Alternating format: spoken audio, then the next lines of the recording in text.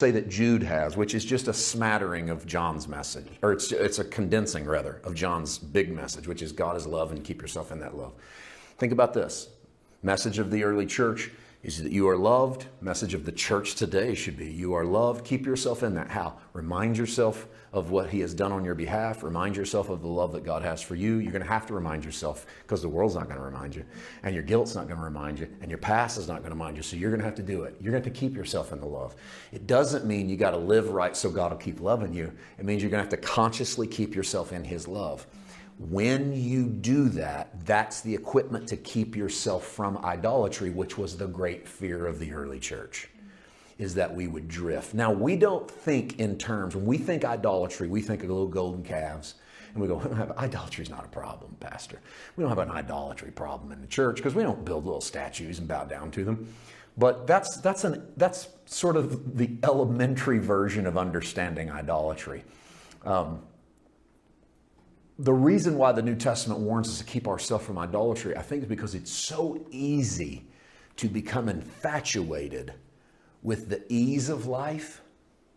It's so easy to become infatuated with the security of life, with stability, that we start to seek those things rather than the way Jesus said, seek first the kingdom, and all that stuff gets added to you.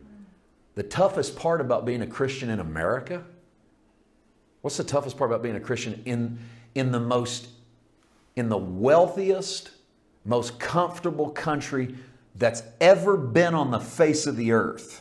What's the toughest part about being a Christian in that? Not falling in love. Not falling in love with it and its security, and feeling as if you could just improve that system, you might be able to usher in some sort of heaven on earth. And here is the early church in the seat of what to that day was bragging about being the most peaceful empire in the history of the world, the wealthiest empire in the history of the world, the most influential empire in the history of the world, the Roman Empire. And so the early church fathers are going, careful, careful, careful, watch out. Don't get idolatrous. Don't fall in love with this thing. Don't fall into the comfort of ease. And that, to me, is why you see that first generation of Christians embracing persecution. Going, being persecuted. We're struggling in the system. It's evidence that we haven't laid ourselves down at the altar of this world. And we haven't sort of acquiesced over to the comforts of this world, but instead we're still putting up a resistance against it. We talked about the resistance a few weeks ago and what that looks like. And so I think when Jesus is crossing that Kidron, he's still crossing that for us all of the time as we get an idea of what he's doing to put into the past and to crush all of those other things that try to stand in the way of who he is. Look at those first two verses again from John 18.